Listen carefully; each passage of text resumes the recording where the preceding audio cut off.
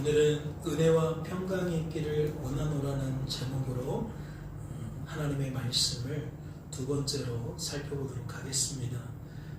우리들은 지난 시간에 요한계시록의 인사말을 살펴보면서 삼위이신 하나님께로부터 나오는 은혜와 평강 중에 특별히 성부 하나님께로부터 나오는 은혜와 평강이, 즉 이제도 계시고 전에도 계셨고 장차 오실 이로부터 나오는 은혜와 평강이 성도된 우리에게 주어진 오늘의 삶에 초점이 맞춰져 있다는 것을 확인할 수 있었습니다. 성부 하나님께로부터 나오는 은혜와 평강은 무엇을 다시 생각하게 만들기 위함이냐? 무엇을 다시 한번 고민하게 만들기 위함이냐? 지금 나에게 주어진 삶, 바로 오늘 내가 두 발로 딛고 서 있는 그 삶의 현실을 다시 한번 인식하게 만드는 것에 초점이 맞추어져 있었다는 거죠. 그래서 우리들은 성부 하나님께로부터 나오는 은혜와 평강이 부어지고 있는 오늘의 삶에 대해서 깊이 생각해 볼 수가 있었습니다. 혹 이사야서 41장 9절로 10절을 기억하십니까? 내가 땅 끝에서부터 너를 붙들며 땅 모퉁이에서부터 너를 부르고 내게 이르기를 너는 나의 종이라 내가 너를 택하고 싫어하여 버리지 아니하였다 하였노라. 두려워하지 말라 내가 너와 함께함이라. 놀라지 말라 나는 내 하나님이 됨이라.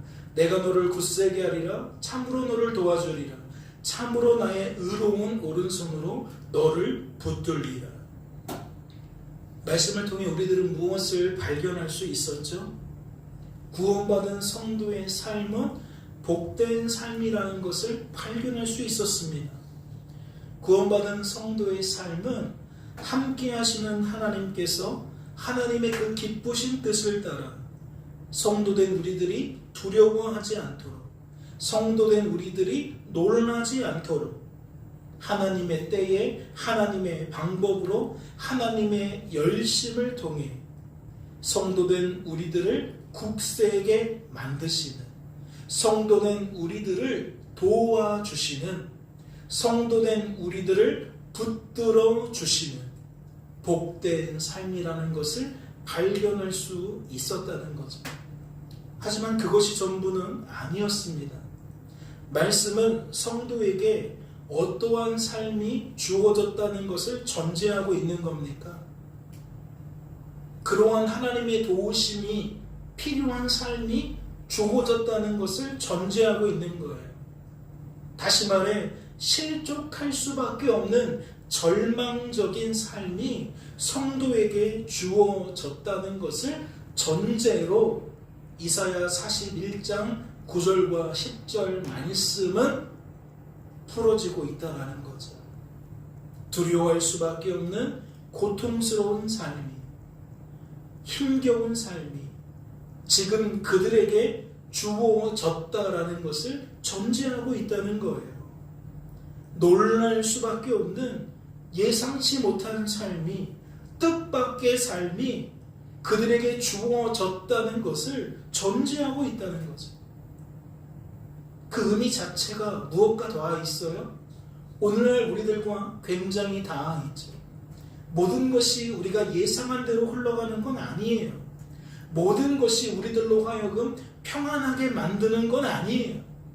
갑작스럽게 예상 밖에 우리를 절망하게 만들고 두려워하게 만들고 놀라게 만드는 그러한 일들이 무지기수로 발생한다는 거죠.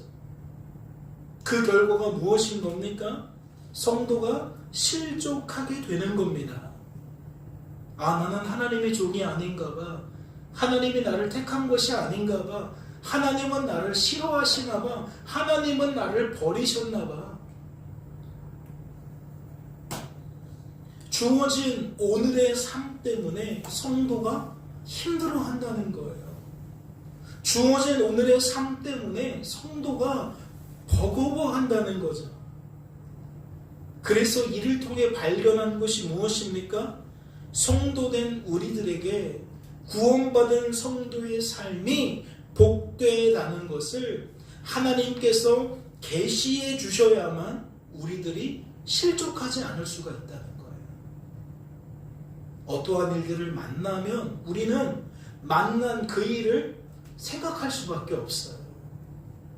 사람이면 그 사람을 집중할 수밖에 없고, 돈이면 돈을 집중할 수밖에 없고, 질병이면 질병을 집중할 수밖에 없다고요.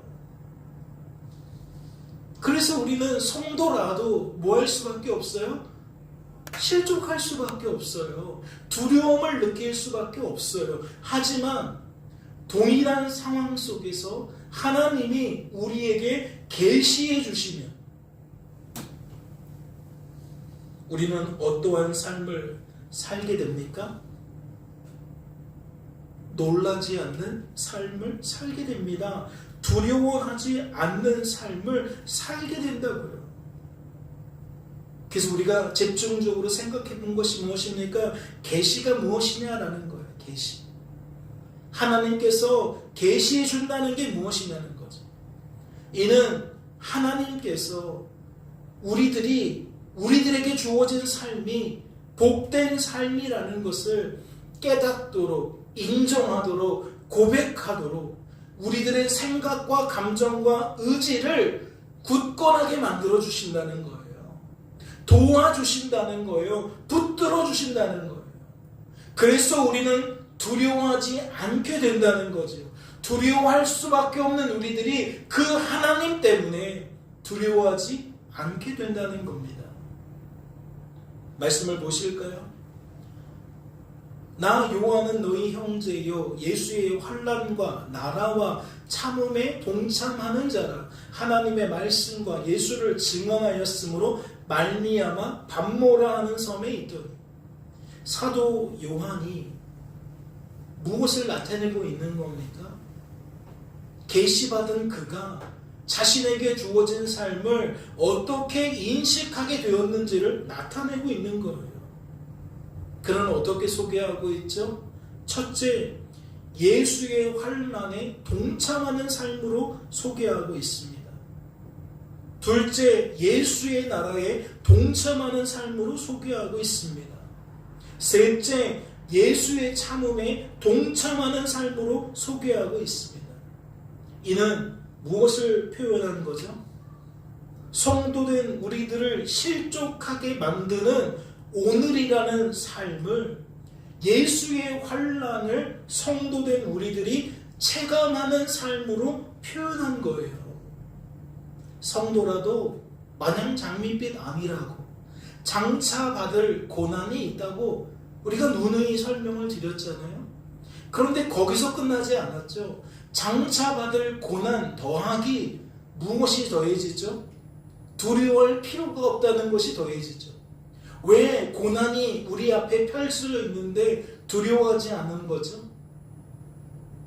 견뎌내야 하는 일들이 수두룩한데 왜 우리들이 힘들어하지 않는 겁니까? 그 신비가 오늘 표현되어지고 있는 거예요.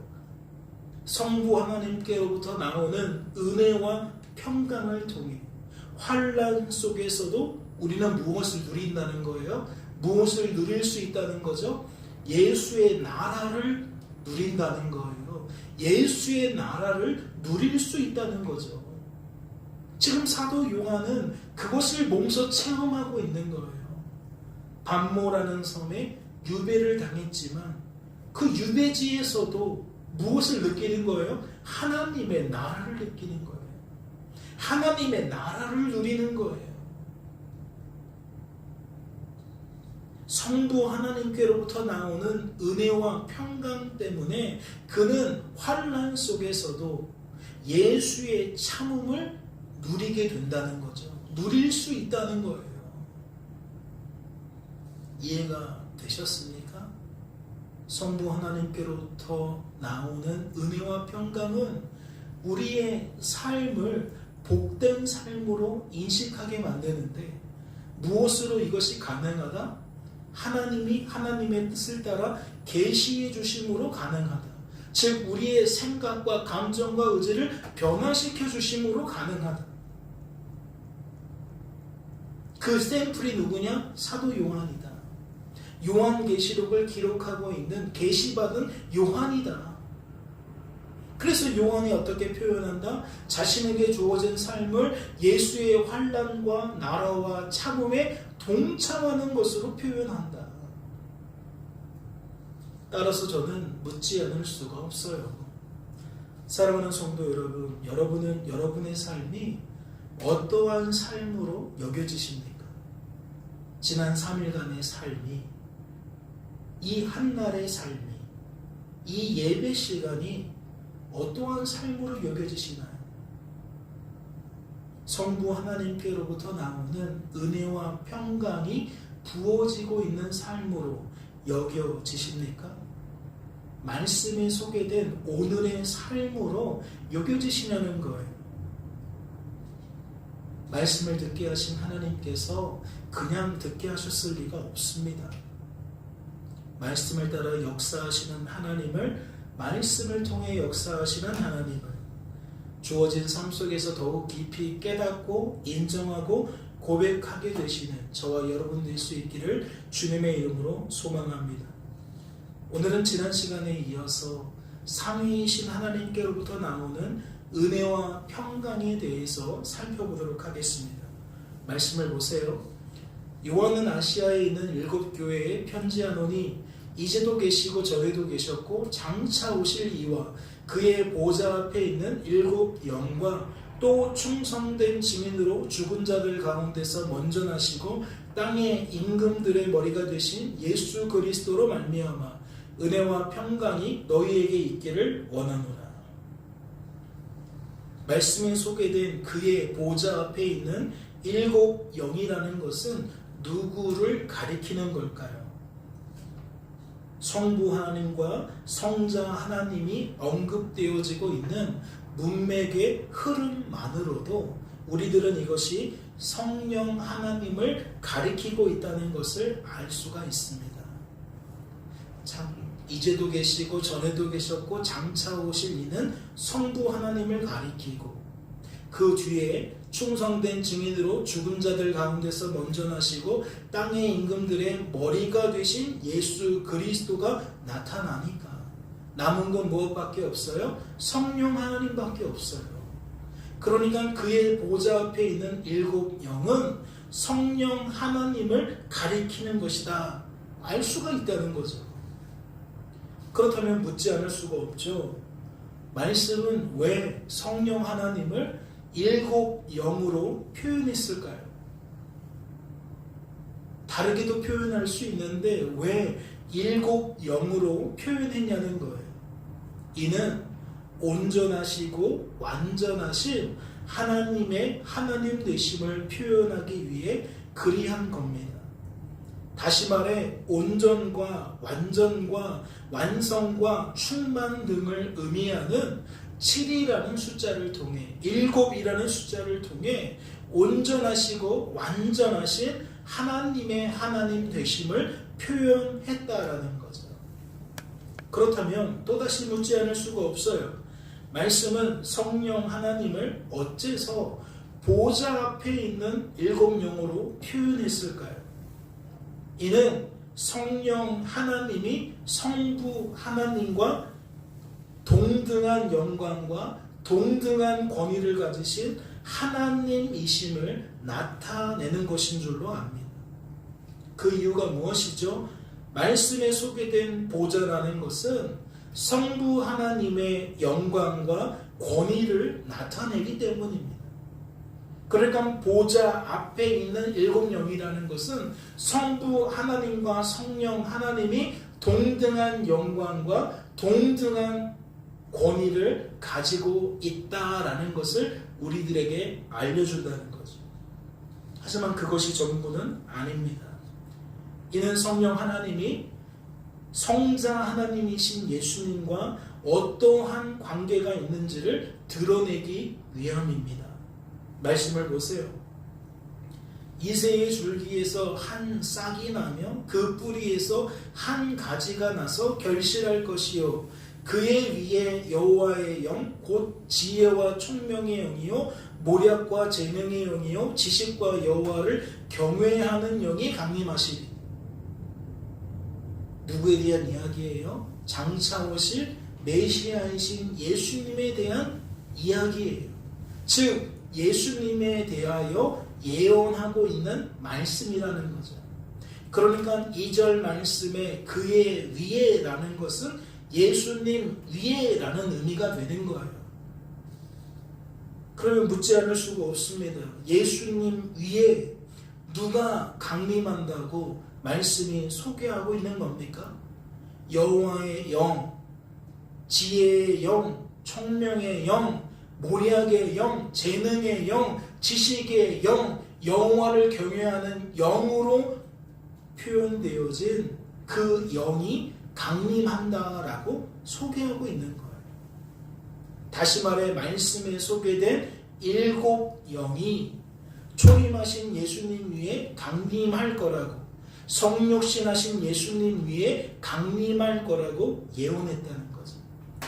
이 예언은 어떻게 성취되었을까요? 말씀은 그 모습을 어떻게 소개했을까요? 말씀을 보세요. 예수께서 세례를 받으시고 곧 물에서 올라오실새 하늘이 열리고 하나님의 성령이 비둘기같이 내려 자기 위에 임하심을 보시더니 하늘로부터 소리가 있어 말씀하시되 이는 내 사랑하는 아들이요 내 기뻐하는 자라 하시니라. 마태복음 3장이 무엇을 나타내고 있어요? 예수님 위에 7 영이 임하는 것을 설명하고 있어요. 그런데 어떻게 설명하고 있죠? 말씀은 예수님 위에 하나님의 성령이 강림했다고 소개하고 있어요. 그렇다면 우리들은 이를 통해 무엇을 확인할 수 있는 겁니까? 조금 전에 살펴본 이사야서 말씀과 마태복음 말씀을 비교해서 보면 결국 이사야에서 소개된 저 7 영은 하나님의 성령이었다라는 것을 확인할 수가 있는 겁니다. 즉 7 영이라고 해서 7개의 다른 영을 나타내는 것이 아니라 하나님의 성령을 7개의 다른 표현으로 나타낸 것임을 우리는 확인할 수가 있다는 거죠. 그렇다면 이를 통해 우리는 무엇도 확인할 수 있을까요? 계시록 1장 4절에 나타난 그의 보좌 앞에 있는 7 영은 성부 하나님과 동등한 영광과 동등한 권위를 가지신 온전하고 완전하신 성령 하나님을 나타낸다는 것을 다시 한번 확인할 수가 있는 겁니다. 이제 이해가 되셨죠? 그의 보좌 앞에 있는 7 영이 성부 하나님과 성령 하나님과 어떠한 관계가 있는지 잘 풀어보니까 결국 어떠한 얘기다? 성령 하나님은 성부 하나님과 동등한 영광과 권위를 가지신 온전하고 완전하신 성령 하나님이시다 라는 것을 우리가 확인할 수가 있다는 거예요. 하지만 그것이 전부는 아닙니다. 말씀을 보세요. 내가 또 보니 보좌와 네 생물과 장로들 사이에 한 어린 양이 서 있는데 일찍이 죽임을 당한 것 같더라. 그에게 7 뿔과 7 눈이 있으니 이 눈들은 온 땅에 보내심을 받은 하나님의 7 영이더라. 말씀을 통해 무엇을 알 수 있죠? 말씀은 성령 하나님을 하나님의 7 영으로 소개하면서 동시에 새로운 개념이 등장해요. 새로운 표현이 등장해요. 그것이 무엇입니까? 7 눈이라는 거예요. 지금 조금 전까지 우리가 살펴본 건 7 영에 대한 이야기였잖아요. 그런데 지금 보니까 7 눈으로도 성령 하나님이 표현되어지고 있다는 거예요. 그리고 말씀은 이 성령 하나님을 누가 이 땅에 보내신 것으로 소개하고 있어요? 예수님께서 보내신 것으로 소개하고 있어요. 즉 십자가에 달려 죽으시고 부활하시고 승천하신 그 어린 양이신 예수님께서 성령 하나님을 이 땅에 보내주시는 것으로 소개하고 있다는 것을 알 수가 있다는 거죠. 그렇다면 묻지 않을 수가 없습니다. 예수님은 왜 성령을 이 땅에 보내셨을까요? 무엇 때문에, 무엇을 위해서 성령을 이 땅에 보내셨겠냐는 거죠.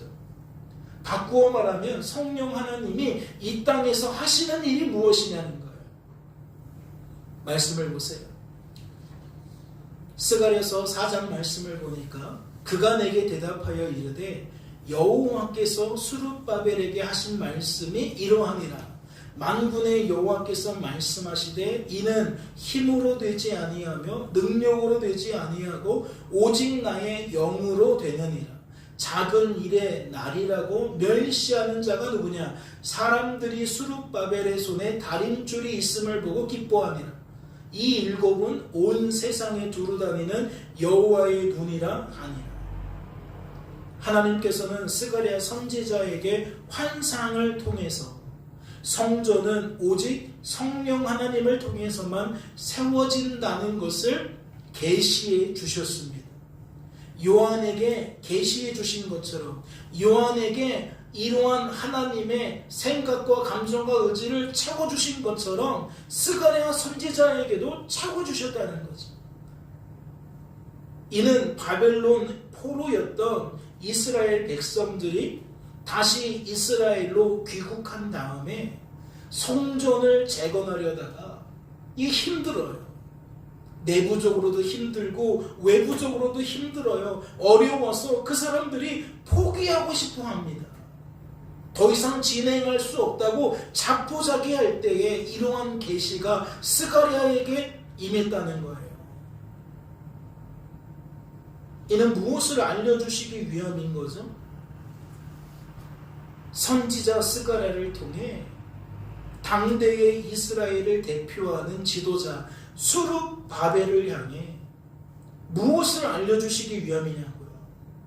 온 이스라엘 백성들에게 무엇을 알려주시기 위함이냐고요. 다른 거 아니에요. 구원받은 성도의 삶은 내가 사는 삶이 아니라 그리스도께서 사시는 삶이라는 거예요. 바꾸어 표현하자면 하나님을 위한 삶이 아니라 하나님의 의한 삶이라는 것을 알려주시기 위함이라는 거죠. 이해가 되셨어요? 말씀의 문맥을 쭉 살펴보세요. 그가 내게 대답하여 이르되 여호와께서 스룹바벨에게 하신 말씀이 이러하니라. 만군의 여호와께서 말씀하시되 이는 힘으로 되지 아니하며 능력으로 되지 아니하고 오직 나의 영으로 되느니라. 하나님, 나 힘이 없어서 못하겠어요. 하나님, 능력이 없어서 못하겠어요. 막상 돌아와서 성전을 재건하려다 보니까 이게 힘이 없어요. 힘이 안 돼요. 능력이 없어요. 능력이 부족해요. 내부적으로도 사람들의 마음이 하나가 되지 못하고 자꾸만 외부에서도 세력들이 이것을 방해해요. 하나님, 우리 어떻게 해야 되죠? 이제 못할 것 같아요. 우리 포기해야 될 것 같아요. 막 이러고 있는데 하나님께서 이 말을 하신 거예요. 천만의 말씀. 애당초 성전 재건은 너희들이 하는 게 아니야. 내가 너희들을 통해서 하는 거야. 너희들이 가지고 있는 힘으로 하는 게 아니라 내가 너희들에게 부어주는 힘을 가지고 너희들이 하는 거야. 뭘 가르쳐 주는 거예요? 사람들은 철저하게 인생을 내가 사는 거라고 생각하는데 하나님은 아니야. 인생은 그리스도께서 사시는 삶이야 라고 가르쳐 주시는 거예요.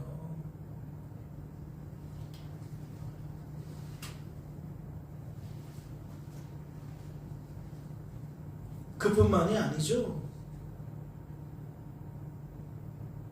사람들은 자꾸만 하나님을 위한 삶이라고, 하나님을 향한 삶이라고 내 중심으로 생각하는데 하나님은 하나님에 의한 삶이라고, 하나님 때문에 펼쳐지는 삶이라고 그 주체를 하나님께 옮기고 있는 거예요. 적어도 어떠한 일은 그러하다는 거죠? 하나님의 일은 그러하다는 거예요. 하나님의 교회를 세우는 일은 그러하다는 거죠. 이는 요한복음 2장 말씀과도 그 뜻이 닿아 있습니다. 말씀을 보세요.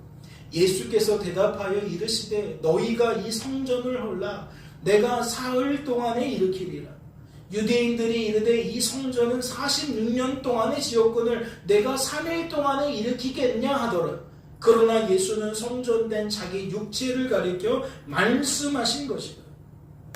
예수님은 당신의 죽음이, 당신의 부활이 어떠한 의미를 가지고 있는지 성전을 세우는 것으로, 성전을 재건하는 것으로 표현하셨습니다. 즉 성전을 세우기 위해, 성전을 재건하기 위해 나는 죽는 것이고 나는 부활하는 것이라는 것을 알려주셨다는 거죠. 이를 통해 우리들이 깨달을 수 있는 것이 무엇입니까? 성전 재건은 하나님 때문에 이루어지는 것이지 사람 때문에 이루어지는 것이 아니라는 거예요. 즉 스가랴서 말씀과 동일한 맥락이라는 거죠. 다시 말해 범죄한 우리들이 성도로 세워지고 보존되고 성도다워지는 것은 오직 누구로만 가능하다? 오직 하나님으로만 가능하다. 성도들의 모임인 교회가 교회로 세워지고 보존되고 교회다워지는 것은 누구로만 가능하다? 오직 하나님으로만 가능하다. 특별히 하나님으로 가능하다는 말에 무엇에 강점을 찍으면 좋아요? 오늘은 성령 하나님께로부터 나오는 은혜와 평강을 주목하고 있으니까 성령 하나님으로만 가능하다라고 표현하는 게 오늘은 적합할 것 같아요. 그리고 스가랴서 말씀을 통해 우리들이 하나 더 주목할 것이 있습니다. 그것이 무엇이냐면 성령 하나님을 하나님의 영과 하나님의 눈으로 표현했다는 거예요. 성령 하나님을 하나님의 눈과 하나님의 영으로 표현했다는 거죠. 그렇다면 무엇과 닮아 있는 거예요? 이 말씀을 살펴보기 전에 우리들이 살펴보았던 계시록 5장 말씀과 동일한 거예요. 말씀을 다시 보세요. 계시록 5장에서 뭐라고 설명하고 있어요? 하나님의 영으로 표현하고 있고 하나님의 눈으로 표현하고 있어요. 한쪽에서는 7 영을 설명하고 있고 한쪽에서는 7 눈을 설명하고 있는데 계시록 5장 6절에서는 이 둘을 다 말하고 있는 거죠. 7 눈, 이 눈들 하나님의 7 영이에요. 그러면 뭐라고 바꿔도 되는 거예요? 7 눈을 7 영으로 바꿔도 되고 7 영을 7 눈으로 바꿔도 되는 거예요. 중요한 건 뭐예요? 7이라는 수를 통해서 성령 하나님을 설명했다는 거죠. 눈과 영을 통해 설명했다는 거예요. 그렇다면 이것이 의미하는 바가 무엇일까요? 스가랴서 말씀 속에 나타난 그 성령 하나님의 사역과 요한계시록에서 말하고 있는 성령 하나님의 사역은 다르지 않다는 거예요. 동일하다는 거죠. 그렇다면 묻지 않을 수 없어요. 이러한 말씀의 흐름을 따라 성령 하나님께로부터 나오는 은혜와 평강이 무엇인지 생각해 보세요. 이 성령 하나님, 7 영으로도 표현되고 7 눈으로도 표현되어지는 이 성령 하나님께로부터 나오는 은혜와 평강이 무엇인지를 한번 생각해 보시라고요. 무엇과 깊은 연관이 있겠어요? 성령 하나님께서 교회를 교회답게 세우시고 성도를 성도답게 세우시는 그 은혜와 그 평강과 깊은 관계가 있겠죠. 성령 하나님께로부터 나오는 은혜와 평강이라는 것은 결국 교회를 교회답게 만드시는 은혜와 평강이라는 것이고 성도를 성도답게 만드시는 은혜와 평강이라는 거예요. 말씀을 보세요. 그 성령 하나님에 대해서 요한복음 15장은 어떻게 설명하고 있습니까? 내가 아버지께로부터 너희에게 보낼 보혜사 곧 아버지께로부터 나오시는 진리의 성령이 오실 때에 그가 나를 증언하실 것이. 예수님께서는 성령 하나님을 보혜사라고 표현하셨어요. 여러분, 보혜사가 어떠한 의미를 갖고 있는 거죠? 첫째, 은혜로 성도를 보호하시는 분이라는 거예요. 둘째, 성도를 보호하시는 은혜로운 분이라는 거예요. 어렵지 않아요. 보혜사에서 각각의 의미를 성령 하나님께 대입해 보면 은혜로 성도를 보호하시거나 성도를 보호하시는 은혜로운 분이라거나 이 둘 맥락으로 풀어낼 수 있다. 그렇다면 이것을 앞서 살펴본 것과 지금까지 살펴본 것과 연결시킨다면 어떠한 뜻이 되는 겁니까? 첫째, 성령 하나님은 하나님의 뜻을 따라 하나님의 은혜를 부어주셔서 교회를 교회답게 세워주신다는 거예요. 성도를 성도답게 세워주신다는 거죠. 둘째, 성령 하나님은 하나님의 뜻을 따라 교회를 교회답게 세워주시는, 성도를 성도답게 세워주시는 어떠한 분이다? 은혜로우신 분이시다. 우리는 이렇게 정리할 수가 있는 거예요. 그런데 말씀을 보니까 이 보혜사를 어떻게도 표현하고 있어요? 진리의 영이라고도 표현하고 있어요. 그렇다면 이것을 앞서 살펴본 것과 연결시킨다면 어떠한 뜻이 될까요? 성령 하나님은 하나님의 뜻을 따라 성도가 진리를 진리로 깨닫고 인정하고 고백하게 만들어서 교회를 교회답게 성도를 성도답게 세워준다는 뜻이 되는 거예요. 그렇다면 지금 설명하고 있는 이 사역은 어떠한 사역이라고 말할 수 있는 거죠? 진리의 영이신 성령 하나님께서 계시의 역할을 담당하고 있다는 것을 확인할 수가 있는 거예요. 즉 성도된 우리들의 생각과 감정과 의지를 진리로 충만하게 만드시는, 실제로 그 일을 행하시는 분이 누구냐? 성령 하나님이시라는 거죠.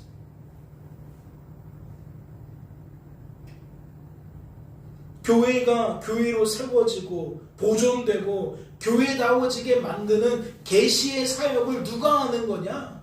성령 하나님이 한다는 거예요. 성도가 성도로 세워지고 보존되고 성도다워지도록 누가 그 일을 행하시느냐? 성령 하나님이 실제적으로 행하신다라는 거죠. 오늘 계시라는 말이 또다시 반복되고 그 계시의 실제적인 역할을 누가 감당하느냐? 성령이 감당하는 거구나. 우리가 알 수가 있다는 거예요. 그러면 이러한 문맥 속에, 이러한 이해 속에 이사야서 11장 2절 말씀도 이해할 수가 있는 거죠. 다시 말해 성령 하나님께서 성도된 우리들을 지혜 있게 하신다는 거예요. 총명 있게 하신다는 거예요. 모략 있게 하신다는 거고, 재능 있게 하신다는 것이고, 지식이 있게 하신다는 것이고, 하나님을 경외하게 하신다는 거죠. 오늘 우리들이 어떻게 하나님을 예배해요? 실질적으로 누가 이 일을 행하신 거예요? 누가 하나님을 경외하게 만들었다고 지금 말씀을 소개합니까? 성령 하나님이 그 일을 실질적으로 행하셨다고 소개하고 있는 거예요. 말씀을 들을 때에 우리가 하나님 말씀을 어떻게 하나님의 말씀으로 깨달을 수 있죠? 우리에게 총명 있게 하시는 성령 하나님, 우리에게 계시해 주는 하나님, 우리는 이렇게 성령 하나님의 실제적인 사역을 통해서 예배를 드리게 되는 거고, 예배를 통해서 생각이 달라지게 되는 거고, 삶 속에서 우리의 삶을 바라보고 받아들이는 인식이 달라지는 거구나 라는 것을 확인할 수가 있는 거죠. 즉 구원받은 성도에게 거저된 일은 없어요. 특별히 말씀에서 소개하고 있는 하나님의 일은 결코 거저되지 않아요. 성령 하나님께서 하나님의 그 기쁘신 뜻을 따라 교회를 교회답게, 성도를 성도답게 만드시려고, 세워주시려고 성도와 교회에게 은혜 베푸신 결과요, 보호해 주신 결과라는 거죠. 그냥 된 일이 아니라는 거예요. 사람이 한 일도, 환경이 이런저런 그래서 되어진 일이 아니라는 거예요. 하나님이 그 중심에서 그 일을 해내셨다는 거죠. 그 사람을 통해, 그 환경을 통해 하나님이 실질적으로 그 일을 행하셨다는 거예요. 어떠한 하나님이? 성령 하나님. 그렇다면 말씀을 보세요. 우리들은 계시록 1장 1절 말씀을 어떻게 이해해야 합니까? 성자 하나님이신 우리 구주 예수 그리스도께서 누구의 뜻을 따라? 성부 하나님의 그 기쁘신 뜻을 따라 누구에게? 사도 요한에게 반드시 속히 일어날 일들이 무엇인지 누구를 통해? 성령 하나님을 통해 계시해 준 것으로 이해해야 합니다. 오늘 우리가 성령 하나님께로부터 나오는 은혜와 평강을 통해 계시록 1장 1절 말씀을 더 구체적으로, 더 세밀하게 이해할 수 있는 거죠. 다시 설명을 드릴게요. 계시록 1장 1절 말씀을 어떻게 이해해야 한다고요? 성자 하나님이신 이 계시의 주체이신 우리 구주 예수 그리스도께서 성부 하나님의 뜻을 따라 누구에게? 사도 요한에게 무엇을? 반드시 속히 일어날 일들이 무엇인지를 누구를 통해 계시해 주셨다? 성령 하나님을 통해 계시해 주셨다. 즉 하나님께서 실제적으로 우리들에게 계시해 주신다는 것은 성령 하나님께서 반드시 속히 일어날 일들이 이것이라고 우리를 생각적으로나 감정적으로나 의지적으로나 충만하게 만드셨다라는 것을 의미하는 거예요. 하나님이 이야기하시면 우리가 다 이해할 수 있어요? 하나님이 보여주시면 우리가 다 그것을 기억할 수 있어요? 아니거든요. 그래서 계시라는 것은 무엇이 중점이 되는 거예요? 하나님께서 틀림없이 오류 없이 확실하게 사람에게 하나님의 뜻대로 알려주신다는 거예요. 깨닫게 만드신다는 거예요. 그래서 그 하나님의 영을 지식이다, 재능이다, 진리다, 여러 가지 방법으로 보혜사다 계속 수식해 주는 거죠. 결국 성령 하나님의 실질적인 도움이 없다면 우리는 보아도 금방 까먹고 들어도 금방 잊어버리고 또 보아도 잘못 기억하고 들어도 잘못 깨달을 수밖에 없는데 이 모든 수정이 누구를 통해 일어난다? 성령 하나님을 통해 일어난다. 요한계시록은 그래서 사도 요한의 작품이 아니라 하나님께서 사도 요한을 통해 만들어내신 작품이라고 우리는 말할 수 있는 거예요. 그렇다면 생각해보지 않을 수 없어요. 왜 이러한 일들을 은혜라고 표현하는 걸까요? 요한에게는 진리 여기신 성령 하나님께 계시를 받을 자격이 없었기 때문이겠죠. 자격이 없는데 요한에게 이렇게 계시해 주시니까 이 계시는 무엇일 수밖에 없다? 은혜일 수밖에 없다는 거예요. 그렇다면 또다시 생각해보지 않을 수 없어요. 왜 이 일이 평강인 걸까요? 하나님의 말씀을 들을 때에 누구는 머리가 아프고 이해가 안 되고 답답하고 지루하고 이럴 수 있어요. 그런데 누구에게는 그 말씀이 어떠한 뜻인지 바로 알고 바로 깨달아요. 그래서 마음 상태가 어때요? 평안해요. 기뻐요. 즐거워요. 누구 때문에 이런 일들이 벌어진다? 성령 하나님 때문에 벌어집니다. 성령 하나님의 도우심이 없으면 말씀을 통해서 우리는 깨달을 수가 없다. 말씀을 들을 때에 평강을 누릴 수 없다. 그래서 오늘 성경이 말하는 거예요. 성령 하나님께로부터 나오는 은혜와 평강이 있어야 한다고. 그렇다면 이것이 요한에게만 적용될까요? 요한은 이미 적용되었어요. 내 삶은 예수의 환난에 동참하는 삶이요, 예수의 나라에 동참하는 삶이요, 예수의 참음에 동참하는 상태다. 성령 하나님 때문에 은혜와 평강을 누리고 있는 상태다. 요한은 그렇게 고백했어요. 요한에게만 적용되어야 하는 삶의 결과일까요? 여러분 그렇게 생각하세요? 그렇게 생각하지 마세요. 예를 들어 오늘 우리들이 살펴본 스가랴 선지자에게도 이것이 적용되었어요. 얼마나 사람들이 성전 재건의 마음을 쏟지 않으려고 할 때에, 주변 열강이 이 일을 방해하려고 할 때에 무너졌겠어요. 선지자라고 해도 답답했겠죠. 이런 일들이 펼쳐질 줄 몰랐는데 펼쳐지니까 당황했을 거예요. 놀라게 되었을 거예요. 그런데 하나님이 이렇게 계시해 주니까 스가랴 선지자가 그 마음이 어떻게 돌아섰을까요? 이 또한 예수의 환난에 내가 동참하는 거라고, 예수의 나라에 동참하는 거라고, 예수의 참음에 동참하는 거라고 그는 안 고백했을까요? 계시받은 사람은, 하나님 때문에 하나님의 뜻으로 충만하게 된 사람은 같은 고백을 할 수밖에 없어요. 그러니까 스가랴에게도 적용되었다는 거죠. 그러면 주일 예배 시간에 살펴보았던 이사야는 아닐까요? 이사야도 마찬가지예요. 먼저 계시 받았다는 것은 그 계시의 내용에 이 선지자가 흠뻑 빠져 있었다는 거예요. 은혜와 평강 중에 있었다는 거예요. 사랑하는 성도 여러분, 제가 이렇게 말씀을 드리는 이유가 무엇일까요? 여러분에게 이렇게까지 말씀을 드리는 이유가 무엇일까요? 성령 하나님께로부터 나오는 은혜와 평강이 저와 여러분에게도 적용된다는 것을 말씀드리기 위함입니다. 즉 우리는 그동안 누려왔다는 거고, 지금 누리고 있다는 것이고, 앞으로도 누리게 될 거라는 이야기이죠.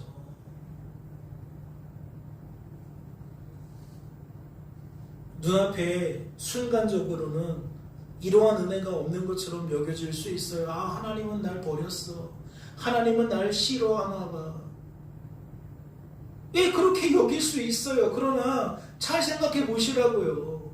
예배 시간마다 하나님이 우리를 어떻게 붙들어 주셨는지, 때마다 순간마다 우리를 어떻게 도와주셨는지 생각해 보라고요. 하나님 때문에 우리가 굳세게 된 것 아닙니까? 하나님 때문에 그래서 오늘도 우리는 하나님을 예배하는 자가 된 거죠. 끝으로 하나님 말씀 한 구절 살펴보고 설교를 마치도록 하겠습니다. 말씀을 보세요. 히브리서 4장 말씀입니다. 우리에게 있는 대제사장은, 예수님은 우리의 연약함을 동정하지 못하실 리가 아니에요. 모든 일에 우리와 똑같이 시험을 받으신 이로써 이로되 죄는 없으시니라. 그러므로 우리는 긍휼하심을 받고 때를 따라 돕는 은혜를 얻기 위하여 은혜의 보좌 앞에 담대히 나아갈 것입니다. 결국 뭐하란 얘기예요? 말씀 듣고 뭐하란 얘기예요? 하나님께 시선을 돌리라는 거예요. 하나님께 마음을 집중하라는 거예요. 하나님께 우리의 생각을 열어놓으라는 거죠. 사실 하나님이 오늘 그 일을 행하신 거예요. 예배 시간에 참여하게 하셔서 기도하게 하시고 찬양하게 하시고 말씀 듣게 하시면서 하신 일이 무엇이냐? 우리의 시선을 바꾸신 거고, 우리의 마음 상태를 바꾸신 거고, 우리의 생각을 전환시켜 주신 거라고요. 성도는 우리들의 삶은 복된 삶입니다. 성부 하나님께로부터 나오는 은혜와 평강이 날마다인 삶인 것이고, 오늘 말씀처럼 성령 하나님께로부터 나오는 은혜와 평강이 날마다인 삶인 거예요. 고난이어도 그러한 겁니다. 환난이어도 그러한 겁니다. 내가 원하는 대로 되든 되어지지 않든 그러한 겁니다. 그러니까 속지 마세요. 오해하지 마세요. 왜 나만 비참하냐고. 깨닫는 은혜가 있으시기를 주님의 이름으로 소망합니다. 잠시 기도합니다. 하나님 아버지 감사합니다. 오늘도 우리를 사랑하셔서 예배자로 세우시고 말씀 앞에 세우시고 우리의 계시하셔서 우리를 굳세게 만드시니 우리를 도와주시니 우리를 붙들어 주시니 너무나도 감사합니다. 우리의 생각과 감정과 의지는 우리 스스로 하나님께 돌이킬 수 없습니다. 우리의 시선은 결코 우리들 스스로 돌이킬 수가 없습니다. 육적인 일은 가능할지 모릅니다. 이 세상 일은 가능할지 모릅니다. 하지만 영적인 일은, 하나님의 일은 가능하지가 않습니다. 그래서 우리는 하나님의 일 앞에 오직 하나님의 은혜라고, 오직 하나님 때문이라고 고백할 수밖에 없습니다. 오직 나의 영으로만 되는 것이라는 그 말씀을 따라 성령 하나님께로부터 나오는 은혜와 평강이 그것을 가능하게 만들었다고 우리는 고백할 수밖에 없습니다. 세상의 소리에 속지 않게 하여 주옵소서. 세상의 사상과 가치관 때문에 착각하지 않게 하여 주옵소서. 구원받은 성도의 삶이 복된 삶이라는 것을, 구원받은 성도의 삶이 그리스도께서 사시는 복된 삶이라는 것을 놓치지 아니할 수 있도록, 기억할 수 있도록 하나님의 뜻을 따라 날마다 계시하여 주시옵소서. 주께서 우리를 붙들어 주실 줄로 믿고 감사드리며 예수님의 이름으로 기도하옵나이다. 아멘. 말씀을